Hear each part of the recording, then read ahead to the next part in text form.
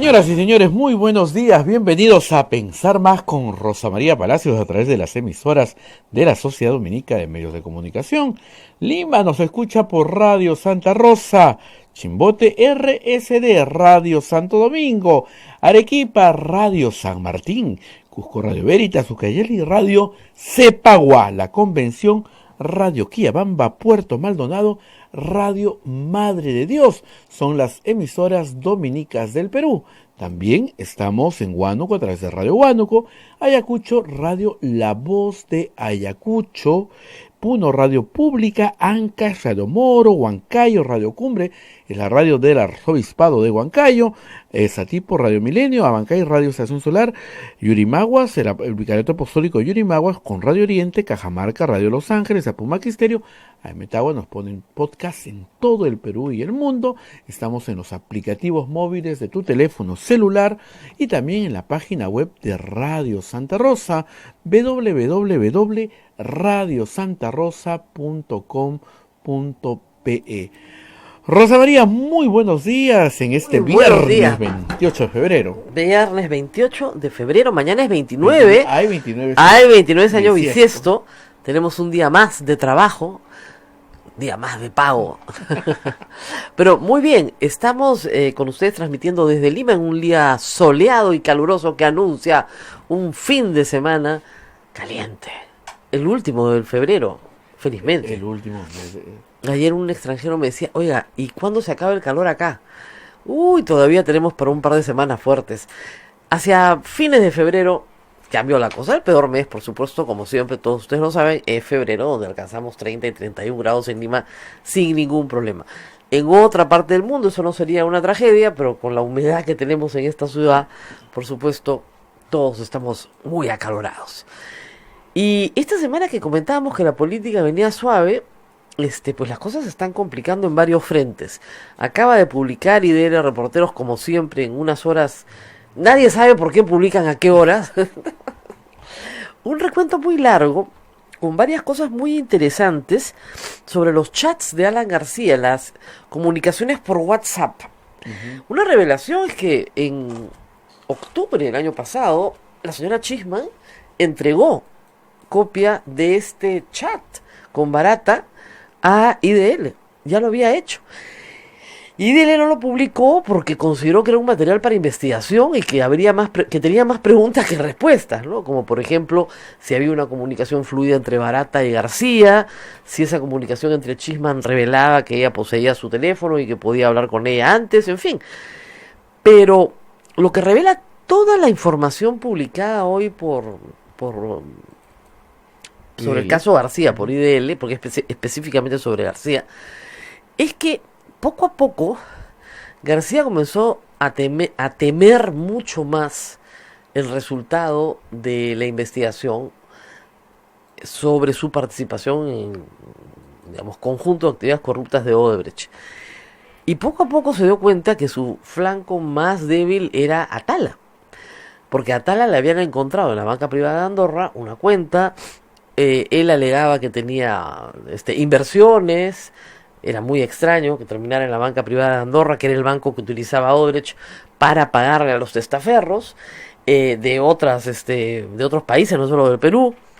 Entonces, al darse cuenta que ese era su flanco más débil, parece que la estrategia de García era tratar de contactar con Barata. Esa es toda una discusión en este texto, porque comunica todo el tiempo a Nava mensajes un poco encriptados, si quieren, ¿no?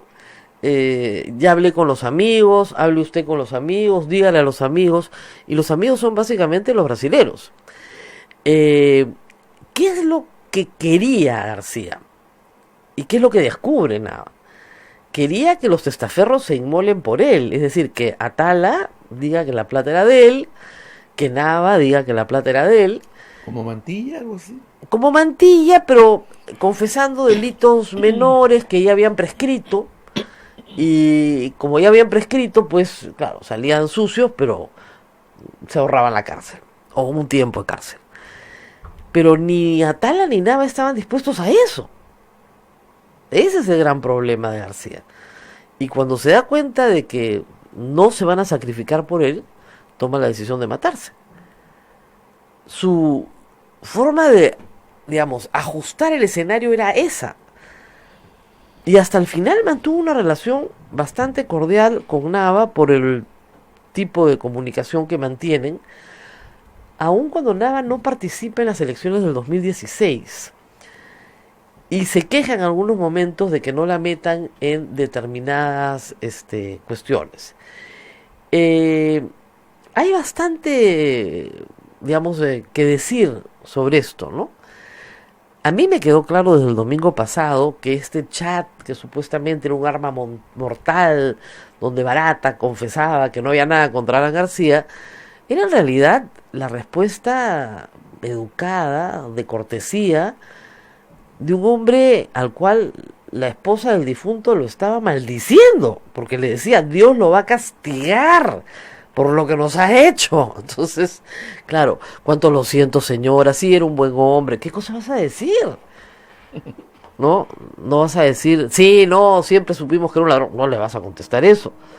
Entonces, yo creo que Barata salía de la situación y que sí había al principio probablemente una intención de utilizar a otros para no incriminar a García y básicamente usar a Nava y Atala. Pero el asunto es que Nava y Atala no querían. Y el caso de Atala, que está narrado acá también, era más complicado porque él había abierto la cuenta en la banca privada de Andorra no solo a su nombre, sino también a nombre de su hijo. Y obviamente no quería que su hijo termine preso por algo que había hecho él. Entonces no le quedó más remedio que confesar todo lo que había sucedido para que su hijo saliera en libertad. Y finalmente él también saliera en libertad, como colaborador en este proceso. Nava está detenido, pero sigue trabajando su proceso de colaboración. Estas conversaciones lo que prueban, creen en IDL Reporteros, es que sí hubo al menos el intento, o tal vez, según algunas fuentes que tienen, la posibilidad de Alan García de hablar con Barata y coordinar alguno de estos temas. Reitero, la hipótesis es que Alan García quería hacer el control de todo este proceso consiguiendo chivos expiatorios, pero los chivos expiatorios no querían serlo, con lo cual decidieron simplemente ser detenidos, no incriminarse, y luego de la muerte de Alan García sí efectivamente contaron toda la verdad, pero que Alan García ya se sentía muy acorralado básicamente por el tema de Atala. Eso es lo que narra esta última entrega de Reporteros, donde hay que leer con paciencia, porque es un poco largo, y yo le decía a Romina Mela, con la que acabo de escribir, que a veces se confunde uno, porque como están transcribiendo chats, ya no sabes quién habla con quién, ¿ya?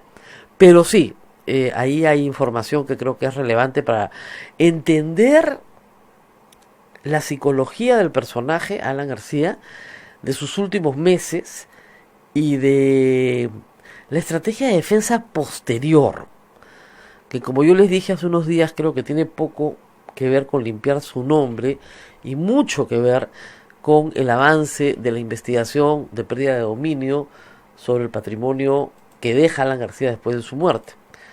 Aun cuando su familia insista en que todos los chicos estudiaron becados en el extranjero, que todo el patrimonio que tiene lo obtuvo a punta de conseguir créditos, etcétera, etcétera, ahí hay cosas que si se están avanzando dentro de la fiscal, dentro del juez de extinción, dentro del juzgado de extinción de dominio, habrá que ver cómo termina. Pero en efecto, yo creo que estas expresiones de Barata no son más que las expresiones de una persona que tenía en efecto, yo creo que sí, mucho afecto por Alan García. Alan García era un hombre muy seductor. Se sentaba a conversarte y de verdad era un hombre en lo personal encantador. Entonces yo creo que efectivamente el señor Barata, después de tratar con Toledo, ¿no es cierto? Claro, encontró en Alan García, pues, ¿qué les puedo decir? ¿No? Un premio Nobel.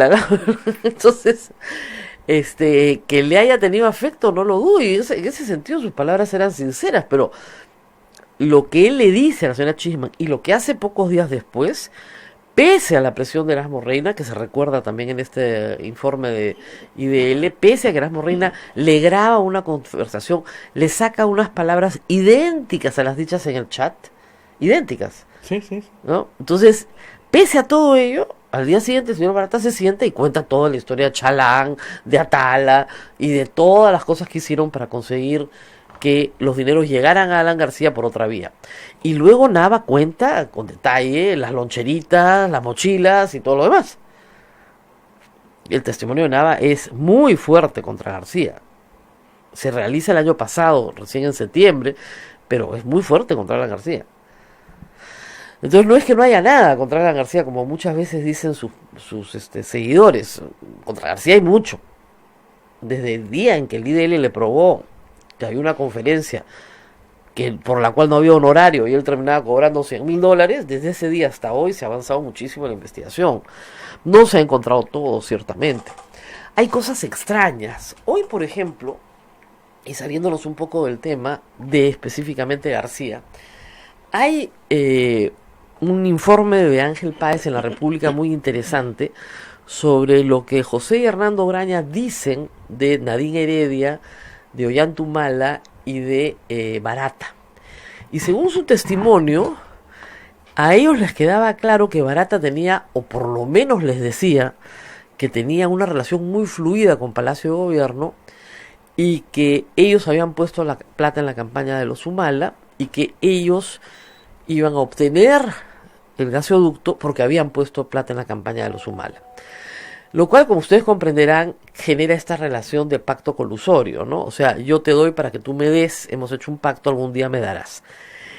Lo cual es bastante extraño, puede ser cierto, pero es bastante extraño porque eso no lo dice Barata en ningún momento en su declaración sobre el caso gasoducto.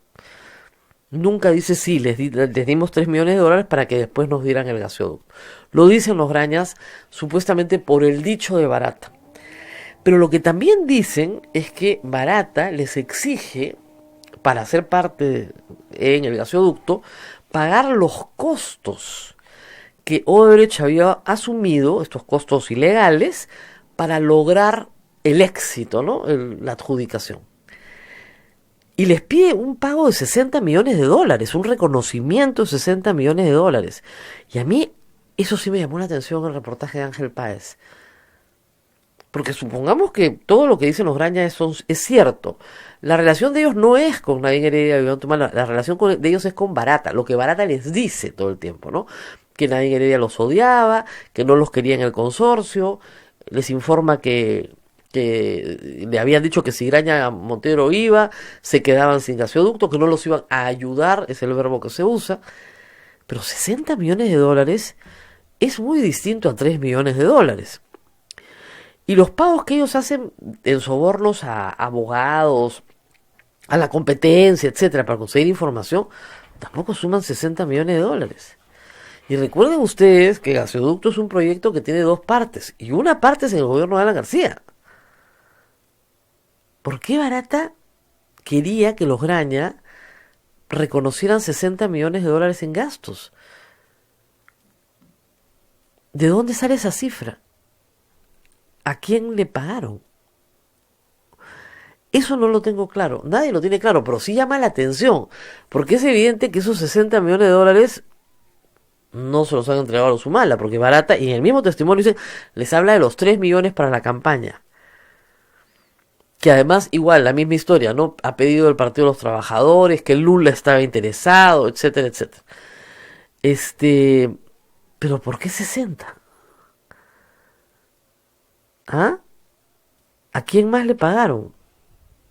Y como reitero, este es un proyecto que viene con otro nombre, pero que viene del periodo de Alan García, que se llamaba Kuntur, y donde también participaba Odebrecht, en la época de Alan García. El proyecto termina y se recompone para hacer una licitación pública, para que entren postores, etcétera, etcétera, etcétera, recién en el 2013. Pero en el gobierno de Alan García el proyecto era una realidad, era un proyecto privado, donde también participaba Odebrecht. Entonces, ¿por qué le reclaman a Graña y Montero que ponga su parte, ¿no es cierto? Y le reclaman 60 millones de dólares. No sé si esa era su parte o eso era lo que había gastado, alegaba o Barata haber gastado para lograr el contrato. Muy extraño, ¿no? No me cuadran los números, nunca me cuadran los números en estos casos. O sea, de verdad, cuando estás leyendo ya los 60, les hemos puesto 3 millones de dólares, sí, te reclamo 60. Oye, hay 57 de diferencia, ¿no? No me digas que esos son costos financieros, dime algo más, ¿en qué más has gastado? Ya, he coimeado a tal, fulano, mengano, resultado ya 3 millones de dólares, ya, 3 más 3 son 6, pero ya... Falta todavía bastante. Falta, estamos a largo trecho, 60 millones de dólares, pero a largo trecho. Y dice ahí que les pedían un peaje, que... Esto dices, no entiendo muy bien por qué esto es así, no me queda claro. Hay más novedades en el caso Odebrecht, porque hay más expedientes en el caso Odebrecht. ¿Qué más tenemos? Hemos comentado esta semana el caso del señor Sepúlveda, al cual han obligado a quedarse en el Perú. Creo que es un error, porque si tú citas a las personas como testigos y luego les impide salir del país, no vas a tener más testigos en tus casos y vas a tener que terminar extraditando a todo el mundo. Y bien difícil que extradites a un testigo. ¿Ok?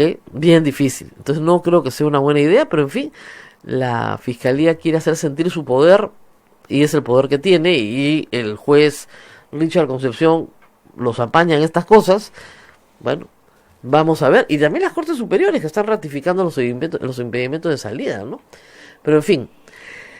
¿Qué más? Hoy día juramento. Hoy día no, reciben las credenciales, no juramento. Lo que pasa es que hoy día hay una proclamación, o sea, tú has ganado, toma tu credencial.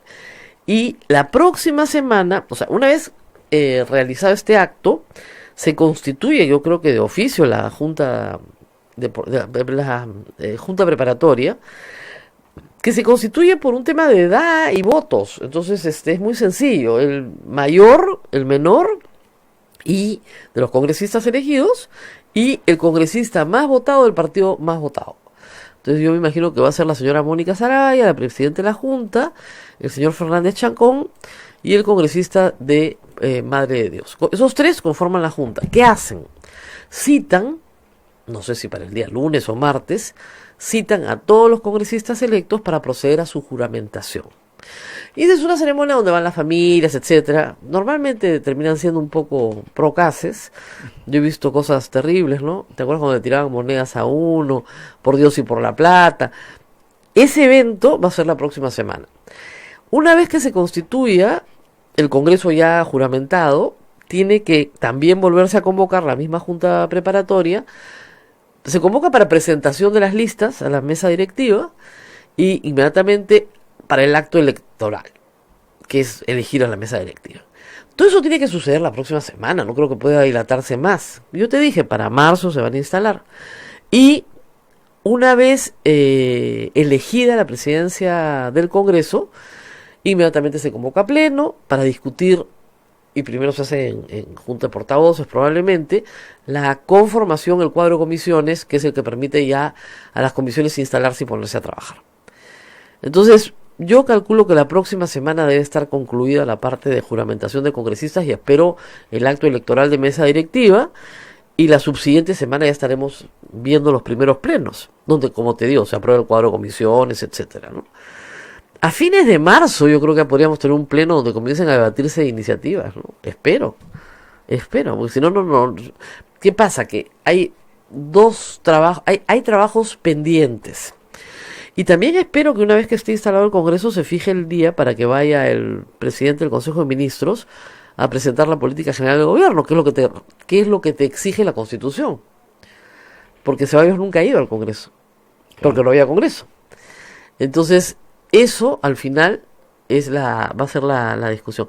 Nos acaba de ver una foto muy simpática, dice: partidos afinan acuerdo de gobernabilidad. Sí, hay un montón de personas en un restaurante, parece un chifita, ¿no?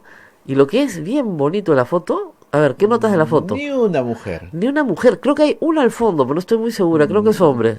No hay. Ni una mujer. No, sí. Ni una mujer, ¿eh? En ese congreso no hay mujeres. O sea, hay 34, ¿no? Pero los que cortan el jamón son hombres.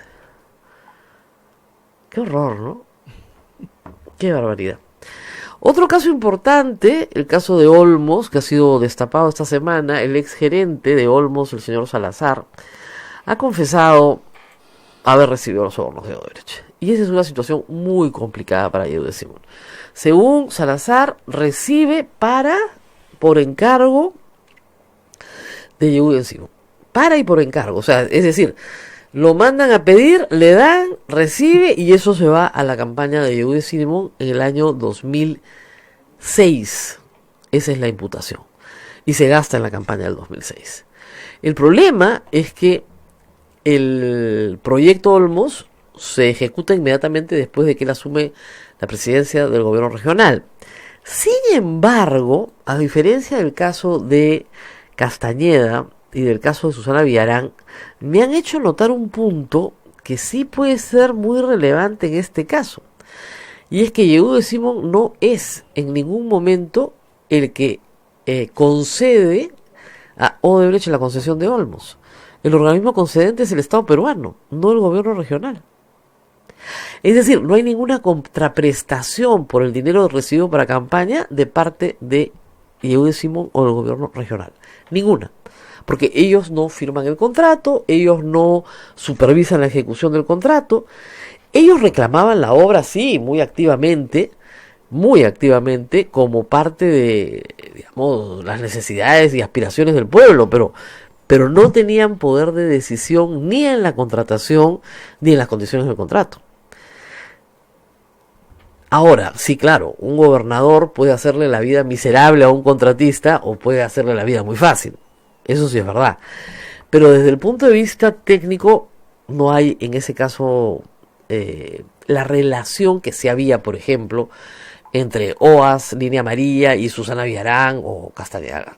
No, es una relación completamente distinta, porque en esos casos Luis Castañeda, Susana Villarán sí firmaban los contratos. Es el mismo caso de Félix Moreno, de Tito Acurio, de César Villanueva.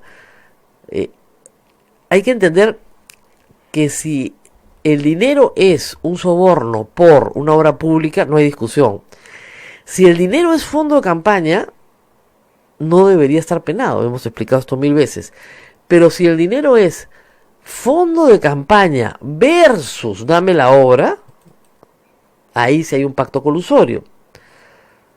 Eso es lo que están diciendo los Graña, no Barata, los Graña, respecto a la donación de campaña para Ollantumala versus gasoducto.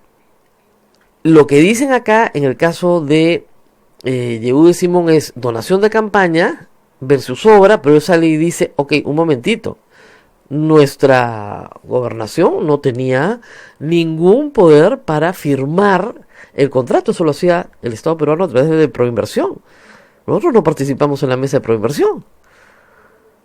Eso estaría a favor de Yehude Simón. Cambia el panorama. Claro, lo que tendría que ser, sí, recibí la plata para mi campaña y nos la gastamos toda en la campaña. No hubo defraudación tributaria. El íntegro se gastó todo en la campaña. Gané el 2006. Fui gobernador regional hasta el 2010. Todo muy bonito. Después fui primer ministro en el camino, ¿no? Y bueno, se dan cuenta. O sea, al final, decir la verdad es bien importante, ¿eh?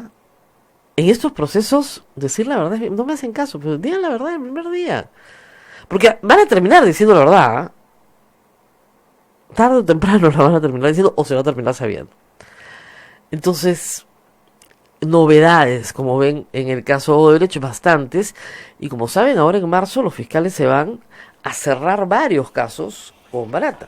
¿Conoceremos más codinomes? Conoceremos más, tal vez. Por ejemplo, Barata ya reveló los codinomes del caso Olmos, pero en algunos casos Barata dice que hay codinomes que no se refieren a una persona, sino a un colectivo, a un conjunto de personas. O sea, plata para los funcionarios regionales de Lambayeque, tanto. Y se ve una cantidad importante, pero eso se va subdividiendo, ¿no? Entre muchas personas, van repartiendo. Pero, claro, falta más precisión, ¿no? Tú no puedes decir, todos estos recibieron, pero cuánto, cuándo, cómo, etcétera. Así vamos con Odebrecht. Y seguiremos con Odebrecht por mucho tiempo. Y obviamente estamos todos a la espera de novedades en el caso gasoducto también, porque la etapa preliminar ya terminó y empieza la etapa preparatoria. Y la fiscal Muri tenía que tomar una decisión importante, y eso tenía que salir esta semana, el lunes o martes. Otra vez. No se sabe nada. Yo estaba averiguando por todos lados, a todos mis amigos periodistas les he preguntado y hasta ahora no sé en qué va. ¿Por qué es importante? Porque la noticia es si incorpora o no incorpora a los directivos de Odebrecht. Parece ser que están llegando a una negociación para incorporar el caso gasoducto dentro del convenio con la relación eficaz. Y si es así, probablemente el caso ante el CIADI se retire. Pero esa es la gran noticia y tenemos que ver si va a funcionar o no. Todavía no sabemos absolutamente nada sobre eso. Pero sí tenemos otras noticias importantes en el Estado peruano, ¿eh? El nombramiento. Pero ¿por qué el presidente se esmera en nombrar personas que están o que no salieron pues precisamente por la puerta grande? Pero hay que ser, a ver, estamos hablando de qué, del nombramiento del señor Petrosi como agregado cultural en la embajada de Perú en Alemania, en Berlín. Bueno, digamos, de todos los cargos que hay en el sector público, como que no te han dado el de lujo, ¿no? Vamos por partes y cucharadas. En mi memoria, no recuerdo a ningún exministro que haya salido del Perú en ningún otro cargo que no sea el de embajador. O sea, el señor Vizcarra salió del Ministerio de Transporte, lo mandaron a Canadá. Mucho frío, todo lo que uno quiera, pero lo mandaron a Canadá como embajador. El agregado cultural no es, pero ni segundo del segundo del segundo. Han podido darle una embajada, ¿no? Bien deslucido, la verdad, pobrecito el señor Petrosi. Porque parece que, no, es algo así como, miren, yo me metí al Estado por 5 años. Me cerraron el Congreso, bueno, que me hagan ministro. Me votaron de ministro, bueno, pues que me den algo de chamba. Y a cualquier cosa para, digamos, completar los 5 años. Agregado cultural, ¿cuándo se ha visto eso? Yo te puedo hacer una lista larguísima, gobierno tras gobierno. Normalmente el presidente, ¿qué hace? El presidente de la República tiene una cuota en Cancillería, más por tradición, ¿no?, que por otra cosa, que utiliza para hacer embajador a algunos personajes políticos a los que quiere mucho, pero que quiere ver lejos. O sea, claro, te mando a tal sitio porque prefiero no tenerte en Lima, que es el caso, por ejemplo, del señor Vizcarra, ¿no? Te quiero mucho, pero mejor te mando lo más lejos que pueda. Entonces te hacen embajador. Es verdad que el presidente Vizcarra no ha usado la cuota de embajadores políticos y confía en la burocracia de carrera de la Cancillería y hace bien. Pero a un exministro ponerlo de agregado cultural, pobrecito el señor, y no tiene dignidad, normal, acepta encantado.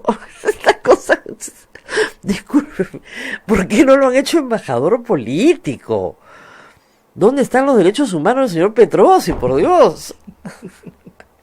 Que bajo el lema de vivir fuera del presupuesto es vivir fuera de la realidad, y acepta lo que le den. Además, como ustedes comprenderán, salvo que sean unas vacaciones bien remuneradas, ¿no? Porque como ustedes comprenderán, o sea, la movida cultural peruana en Berlín no es que te vaya a dar un infarto seguirla, ¿no? O sea, no es que bestia, qué tal chambaza la que le espera al agregado cultural.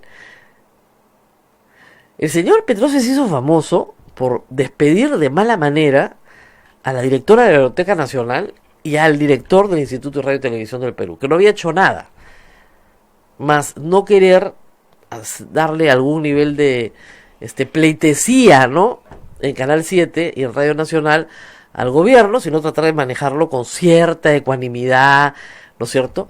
Pero el problema, al final de cuentas, es que el señor Petrosi en materia administrativa demostró pues enorme incompetencia. Y lo que denuncia Augusto Álvarez hoy día en su columna es bien serio. En los últimos días de su mandato, el señor Petrosi firmó un decreto supremo que permite que en realidad el aeropuerto Chinchero se apruebe con un certificado de inexistencia de restos arqueológicos con silencio administrativo positivo. Yo estoy muy a favor del aeropuerto de Chinchero, pero no estoy a favor de que se hagan las cosas a patadas.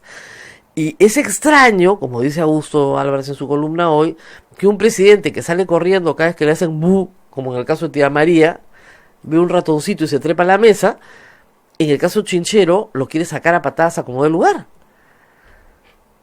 Dice, el titular de la columna es muy bueno, pues dice de Chinchero a Berlín, Ticket Express.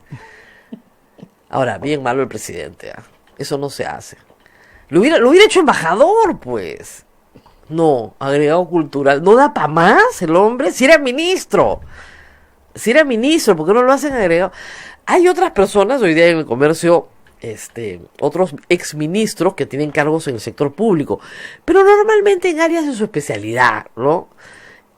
Por ejemplo, la exministra Paola Bustamante maneja todo el tema del corredor minero porque se especializó en eso durante su gestión como ministra en el MIDIS. Y sería una pena que el Estado prescinde de su servicio porque lo hace muy bien y se ha ganado la confianza de la gente. La señora María Jara está presidiendo ATU, que ATU es casi un ministerio, es una organización para el transporte urbano muy importante y ojalá que comience a funcionar bien pronto. Entonces son encargos, digamos, de cierto nivel, o de cierto nivel para un exministro, ¿no? Pero agregado cultural en Berlín, pobrecito señor Petrosi. Y la señora Zulema Thomas ha sido nombrada asesora, pero también eso, del ministerio, te piden, mira, normalmente una persona que ha sido ministro te piden consultor, asesor, miembro del directorio, porque tienes prestigio, porque conoces el tema, pero no es un trabajo pues a dedicación exclusiva y tiempo completo. Muchos ministros se quedan de asesores de PCM para determinados temas en particular. El mismo Vizcarra fue asesor de PCM cuando lo sacaron del Ministerio de Transportes y Comunicaciones. Pero luego lo nombraron embajador. Pero si vas a salir del Perú, oiga, representante del Perú ante la UNESCO, pues. ¿Qué pasó, señor Petrosi? Lo mínimo, pues. UNESCO está en París. Luido Regio ahí. Pero nada, agregado cultural en Berlín. Qué triste, por Dios. Pudo ser peor, ¿no? Pudo ser peor, ¿no? Agregado cultural en Kuala Lumpur, por ejemplo, ¿no?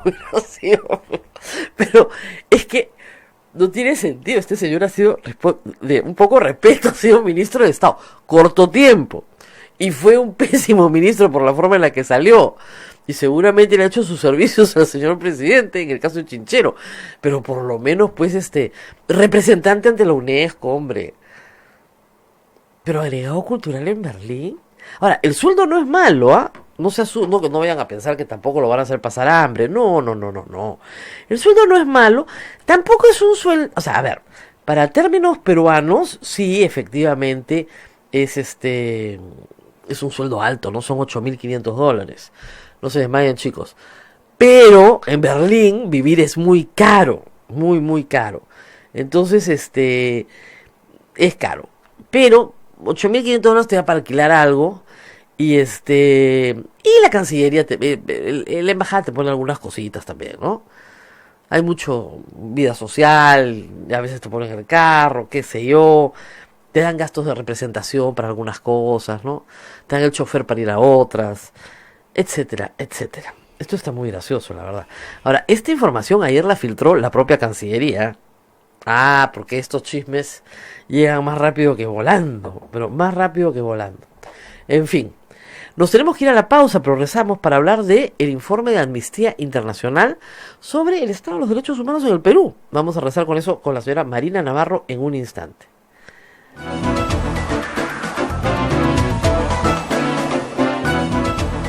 Sodomco, Sociedad Dominica de Medios de Comunicación.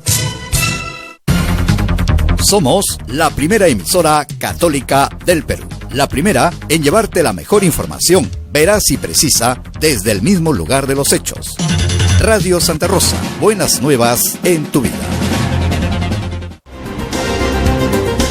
¿Quieres dejar de usar lentes? ¿Mejorar tu salud visual? Ven a Oculáser, la mejor clínica especializada en ojos. Oculáser cuenta con tecnología de vanguardia en cirugías de catarata, miopía, retina y trasplante, exámenes especializados, convenios con todas las EPS. Llámanos al 265-4833 o visítanos en nuestro Facebook y www.oculaserperú.com. Por verano, 500 soles de descuento en cualquiera de las técnicas de cirugía para eliminar la miopía. Oculáser, líderes en láser para la visión. Radio Santa Rosa te lleva de peregrinación a Tierra Santa, tras los pasos de Jesús, del 18 al 23 de septiembre del 2020. 9 días y 8 noches en Tierra Santa. Visitaremos Tel Aviv, Cesarea, Haifa, Acre Galilea, Tiberias, Nazaret, el Monte de los Olivos, Belén, Getsemaní, Ciudad Vieja de Jerusalén, Eicarén, Masada y Mar Muerto. Informes y reservaciones al 555-3878, anexo 101. WhatsApp 959-679-662. Quirón Camaná 158, Lima. Radio Santa Rosa te lleva a Tierra Santa. Inscríbete ya. Cupos limitados. Santa Rosa, buenas nuevas en tu vida. Sodomco, Sociedad Dominica de Medios de Comunicación.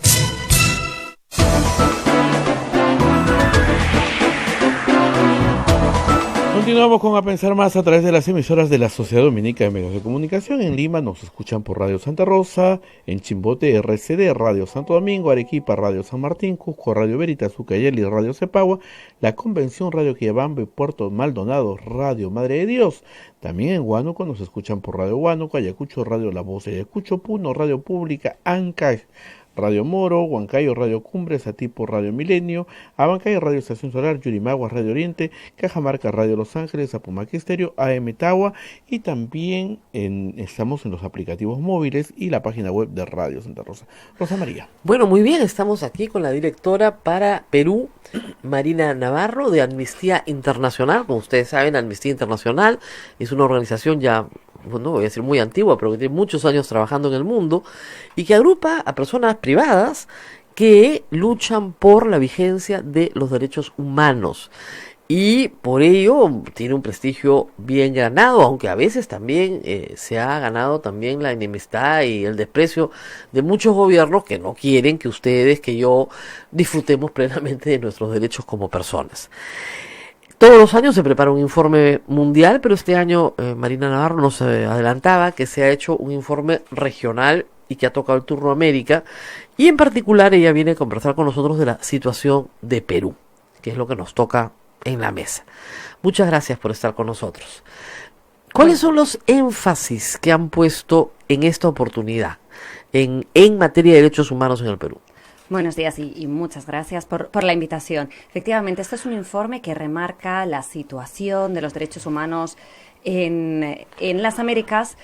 No van a estar muchos gobiernos muy contentos con el informe porque efectivamente decimos que ha habido incluso retrocesos. No solo nos han garantizado, sino que incluso ha habido retrocesos, y Perú no es una excepción, ¿no? En Perú, por ejemplo, uno de los retrocesos fuertes que ha habido ha sido en la acogida, en la recepción de estas personas que huyen de Venezuela. Hemos tenido aquí un invitado que ha venido de nuestras oficinas en Venezuela, nos contaba la grave situación de los derechos humanos que hay en Venezuela. Entonces, cuando pensamos en los venezolanos que estamos aquí, tenemos que ver a las personas que hay detrás, personas que no tienen acceso a un medicamento que les tiene que salvar la vida, que no tienen acceso a medicación, que les están persiguiendo, a los cuales a lo mejor incluso han asesinado a uno de sus familiares en ejecuciones extrajudiciales por el simple hecho de protestar, y huyen llegando a Perú. Y Perú al principio ha tenido una política muy positiva, de puertas abiertas, muy solidaria,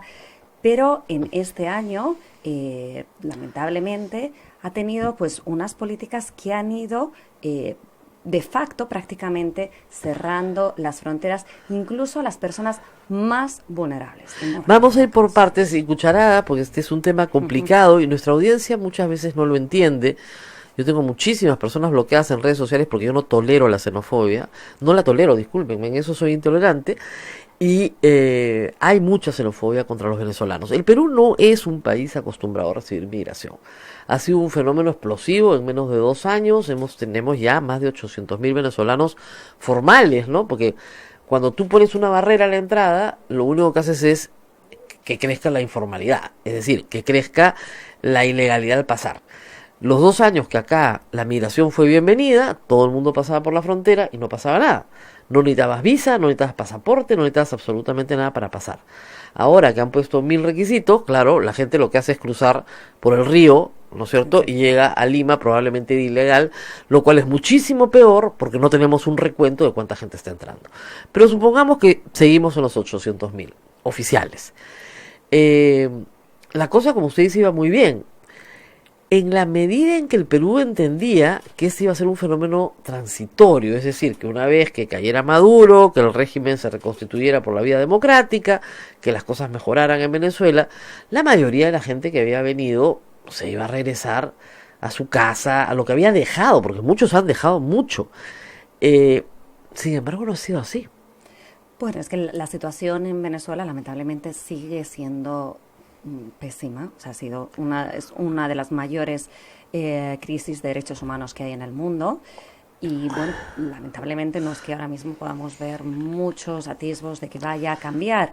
Entonces las personas, cuanto más tiempo, en cualquier lugar, ¿no? Porque estamos hablando de Venezuela hacia Colombia, hacia Perú, pero también de Centroamérica hacia México, Estados Unidos, o hacia distintos... Ahora, hay un tratamiento diferenciado en Naciones Unidas, creo yo, porque Siria, que se considera una crisis de refugiados espantosa, no llega a 4 millones de personas como Venezuela. Es muchísimo menor. Y lo que llega a Europa, están hablando de oleadas de 50.000 personas, ¿no? Italia no sabe qué hacer con 50.000 personas, ¿no es cierto? Nosotros tenemos 800.000 acá. Entonces, sí creo que hay un doble estándar para América Latina, porque nos miran desde fuera como si toda América Latina fuera un solo país, ¿no? Hay esa idea de que la América Latina es un solo país, y no lo es. Y sí hay una crisis migratoria, porque 4 millones de personas que salen en 2 años de un país, que normalmente son los que son más sanos, más fuertes, pueden caminar, más educados porque pueden conseguir trabajo en otro sitio, o sea, se va lo mejor de una sociedad, genera un problema gravísimo en Venezuela también. Entonces, yo también a veces me parece que a nivel de Naciones Unidas no ha habido la mirada que necesita este drama. Ha habido una responsabilidad, además, más de la comunidad internacional. Claro. Efectivamente, el Siria, que sí había un gran número de refugiados, pero ha sido más a lo largo de todos los años, muy asumido también por los países, igual que acá, ¿no? Por los países más cercanos, en este caso ha sido muy solidario a Alemania, pero en la diferencia que hay de ayuda, de cooperación, es por ejemplo, del Siria, que está en cerca de 2.000 millones, a toda la región, o sea, Venezuela en toda la región, que no está llegando a los 600 millones, ¿no? Los últimos datos que veíamos. Sí es un esfuerzo que están empezando a hacer los países. Ha empezado Colombia a solicitar ayuda. Yo creo que efectivamente no es una responsabilidad que pueda asumir solo Perú, ¿no? O sea, porque también Perú tiene necesidades. Más bien lo que se tiene que ver es como una oportunidad. Y yo creo que desde el propio Ministerio de Economía, en un informe que presentaron desde el Banco Mundial, que fue muy buen informe, se veía esas oportunidades que se tiene crecimiento si se hace de una manera ordenada, y de ahí la necesidad de que entren de manera regular y de que estén de manera regular para que realmente pueda hacer un aporte a la economía y pueda hacer un aporte a la sociedad. La llegada de venezolanos, para que la gente lo sepa con claridad, implica un crecimiento del PBI peruano. O sea, no resta, suma. Porque es mano de obra calificada que el Estado peruano no ha gastado un centavo en formar. Y es algo que las autoridades de Perú tienen que salir promover más a decir y a explicar, porque se les da algo que nosotros hemos estado señalando mucho. Se está resaltando mucho más algunos casos negativos que todo lo positivo que puede Ahora, traer. ¿qué hacemos si el presidente de la República se va al aeropuerto a anunciar una deportación de 50 personas no delincuentes, indocumentadas?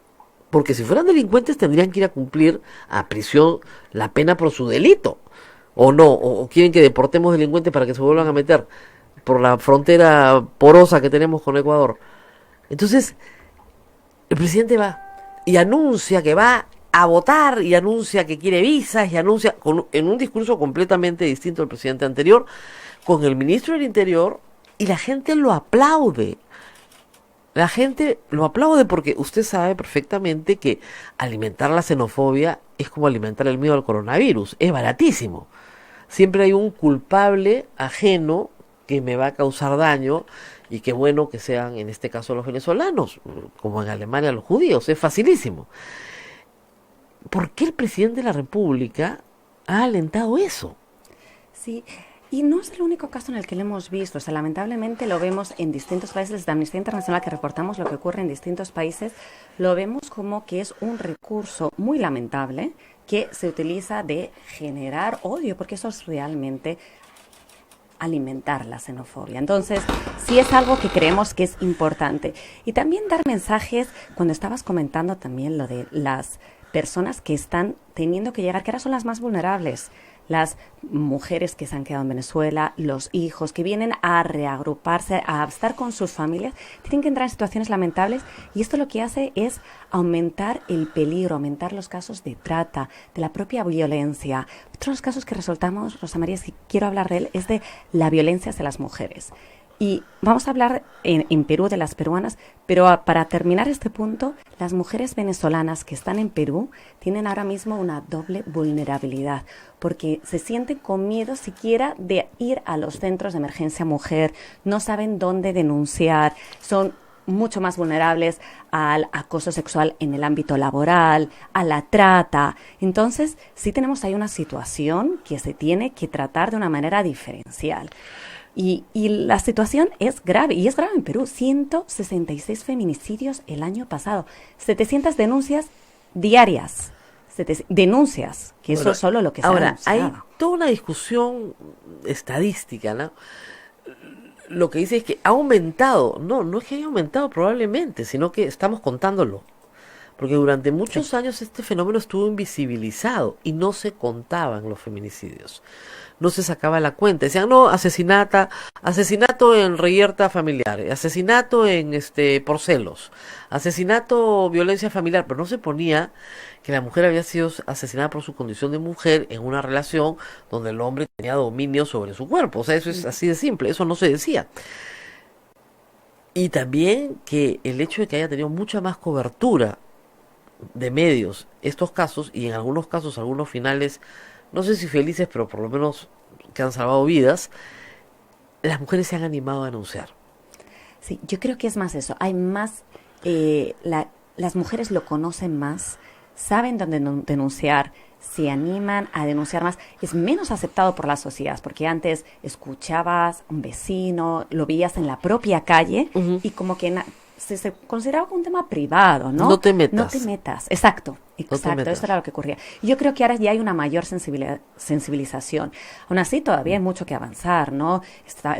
Veíamos hace poco, una semana, ¿no? El lamentable caso de Sol Sirret, y lo que ha tenido que luchar esa madre para conseguir denunciar, que la policía, que la fiscalía le hagan caso.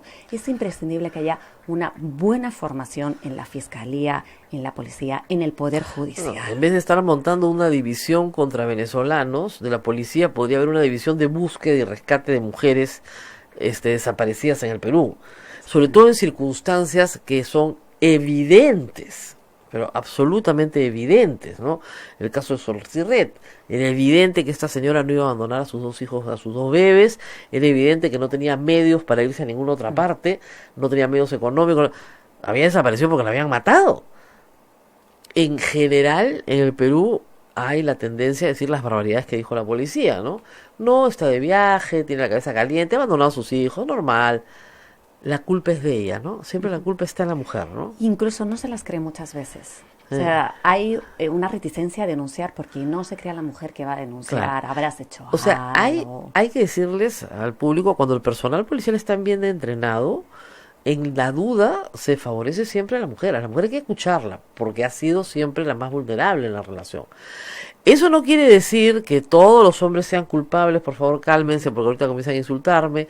Eso no quiere decir que no hayan personas que hacen acusaciones falsas, que hay falsos positivos en esto también, por supuesto, Pero lamentablemente en el Perú, por el tipo de formación, educación y cultura que tenemos, por el machismo que hay en el Perú, que es tan grave como la xenofobia, tenemos una situación de desventaja. Claro.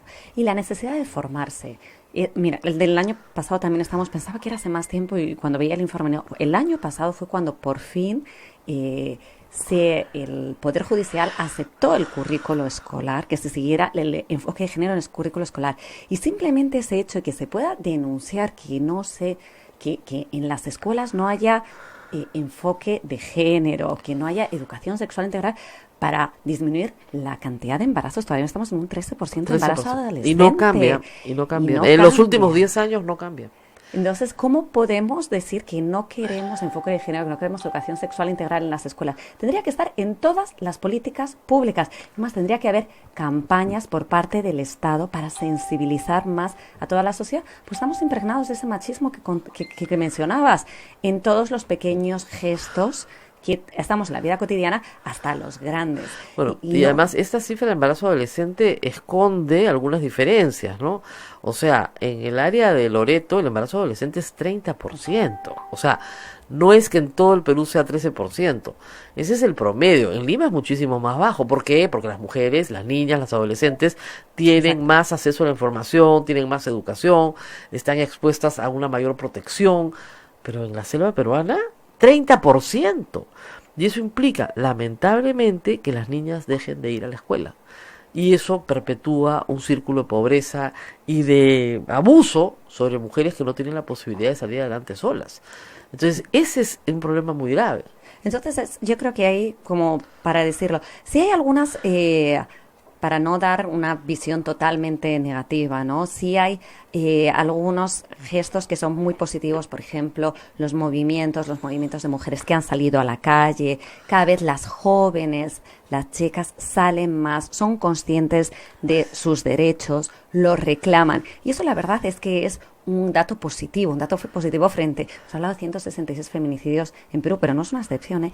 En América Latina están reportados 3.500 casos solo en el año 2019. 3.500 mujeres asesinadas. Y sabemos que es un subreporte porque en muchos países, por ejemplo, solo reportan si el caso es de su pareja o hay algunos... entonces, miren, para que se hagan una idea, enorme. El coronavirus ha matado menos. Sí, efectivamente. El coronavirus en unos meses ha matado mucho menos que el feminicidio en América Latina. Y sin embargo... hay portadas de gente que vende máscaras y vacunas, que todavía no existen. Estamos aterrorizados y hemos aprendido a convivir con el feminicidio como, bueno, así es la vida, ¿qué vamos a hacer? Y no se trata solamente de castigar al delincuente, ¿eh? Ojo, que está muy bien y hay que castigarlo. Lo que se trata es de que no la maten a la mujer, o sea, que tenemos que prevenir esas muertes. Ese es el problema más grave. Y si no tienes un sistema de protección adecuado, desde el Estado, que tiene el monopolio de la fuerza, porque las mujeres no pueden ejercer violencia, ellas, ¿no es cierto? No les puedes pedir a las mujeres que se armen, que estudien defensa personal y que se agarren a tiros, ¿no es cierto? Ese servicio lo provee el Estado, que tiene el monopolio de la fuerza. Bueno, las mujeres van a seguir muriendo. Es terrible, la violencia de género es cada vez más fuerte y es hacia las mujeres, pero también es hacia la población LGTBI. Tenemos un problema muy grande, por ejemplo, con las mujeres transgénero. No solo acá, no sé si han visto la noticia en Puerto Rico, ayer acaban de asesinar, solo por usar el baño a una mujer transgénero, la han asesinado. Entonces, estamos hablando de casos muy, muy graves, pero aquí las mujeres transgénero les cuesta encontrar trabajo, les cuesta tener un acceso, porque no se ha querido ni debatir ni aprobar la ley de identidad de género en el Congreso. Claro, y el problema es que ahí, digamos, como me decía mi amigo Alberto Belaúnde, de los vulnerables son los más vulnerables, porque son una minoría dentro de la minoría. O sea, si ya la población LGBT es una minoría, las personas transgénero son minoría de minoría. Entonces, ni siquiera son muchas veces correspondidas dentro del mismo colectivo LGTB. Entonces, porque no se les entiende y porque efectivamente son casos muy minoritarios, pero los derechos humanos son de las minorías. La gente se olvida de eso todo el tiempo. Y es a quien el Estado más debería proteger, porque son las más vulnerables. Y en el caso de las mujeres transgénero especialmente, hay muchos abusos incluso por parte de la policía. Muchas de ellas se ven obligadas porque no consiguen otro trabajo que no sea La trabajo prostitución. sexual. Así es. No lo logran porque no les quieren contratar, por formación que tengan, les expulsan muchas veces de sus propios hogares.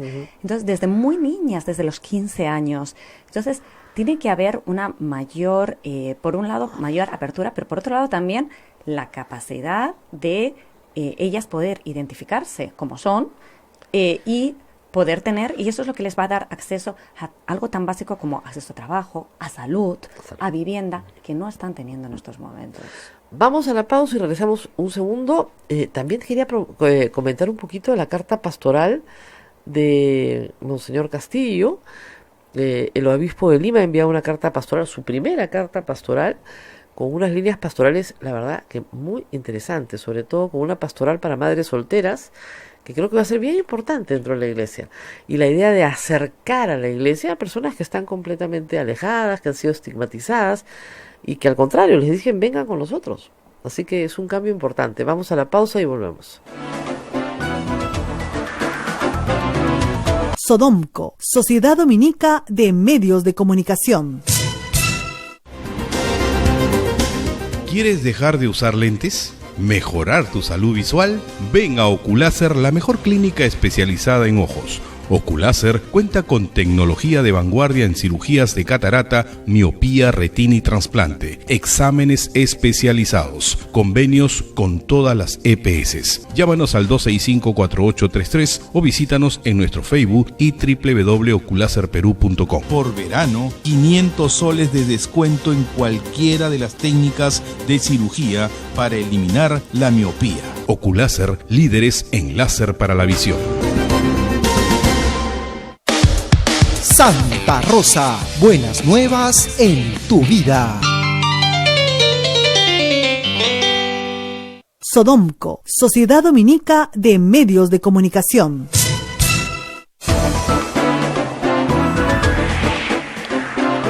Último segmento de A Pensar Más con Rosa María Palacios. Rosa María. Bueno, vamos a seguir conversando aquí con Marina Navarro. Estábamos hablando de otros temas que también tienen informe. Hay muchos, por supuesto. No, ojo, no crean que solamente se habla de mujeres o de migrantes. Hay todo el tema de crisis climática, salud humana, complicado, y los derechos de los pueblos indígenas. Pero también hay un tema que no quiero dejar de mencionar, que es el tema de los defensores de derechos humanos y la libertad de expresión, un derecho humano fundamental.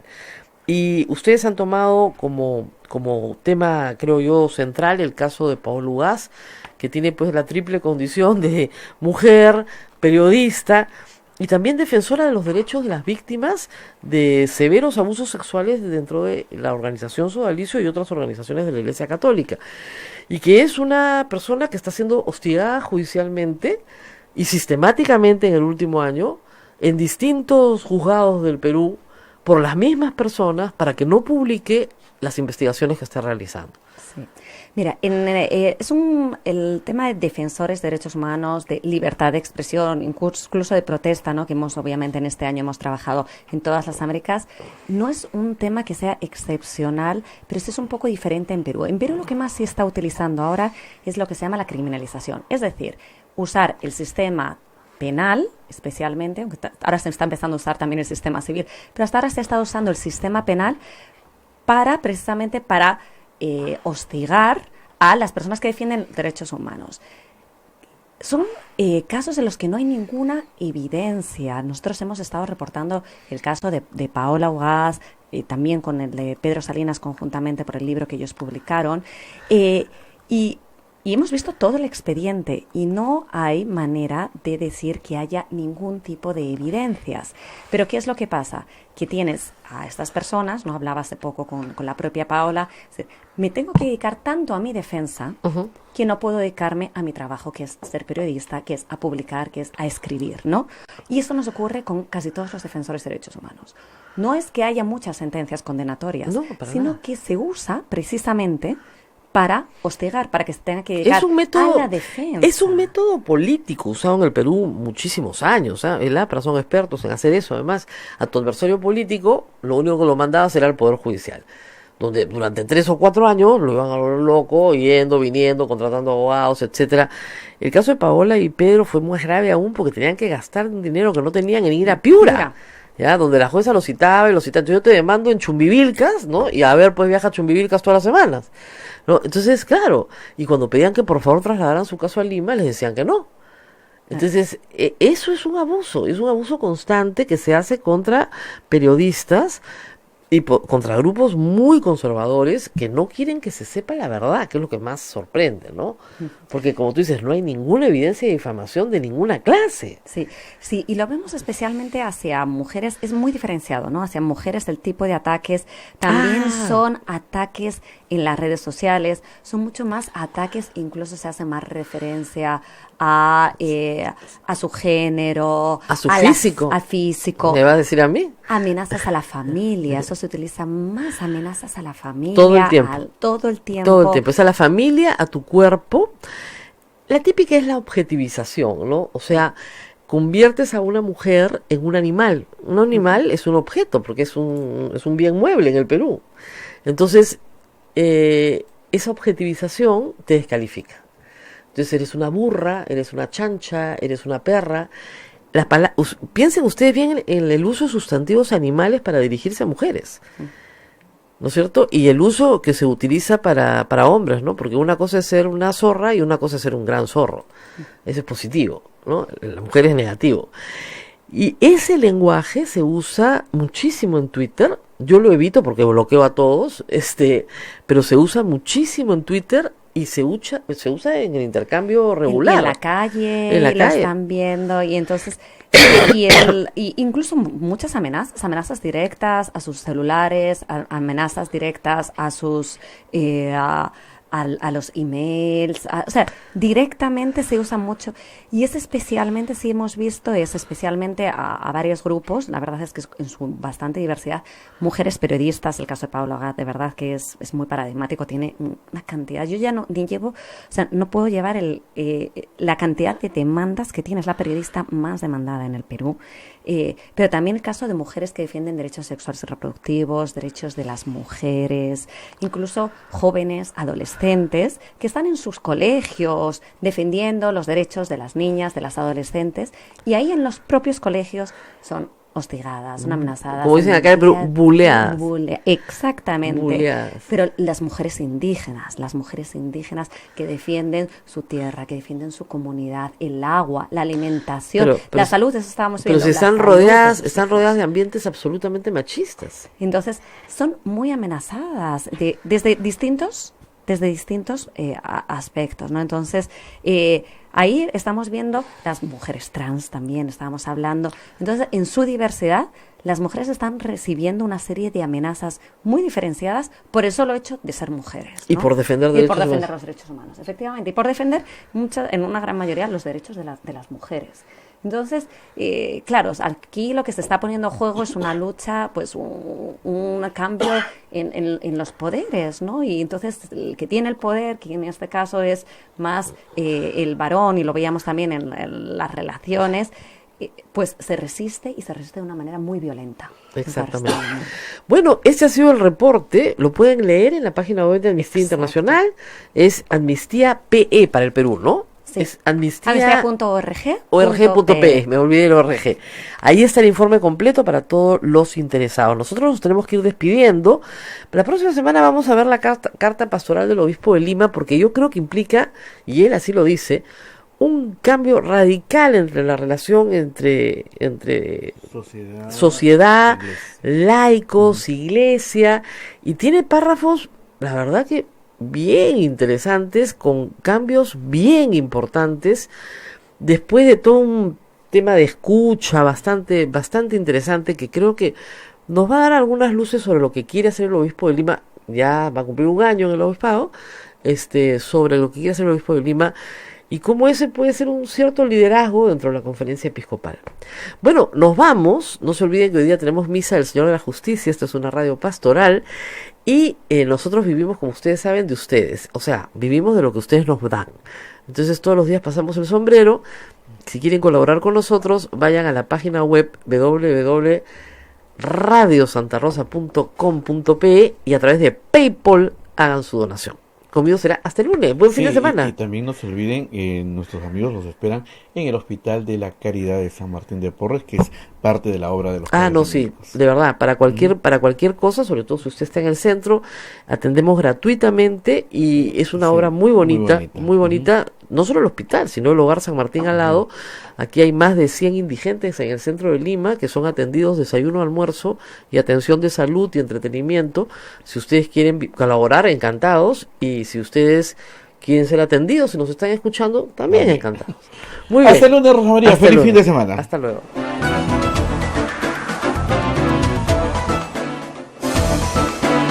Hasta aquí, A Pensar Más con Rosa María Palacios.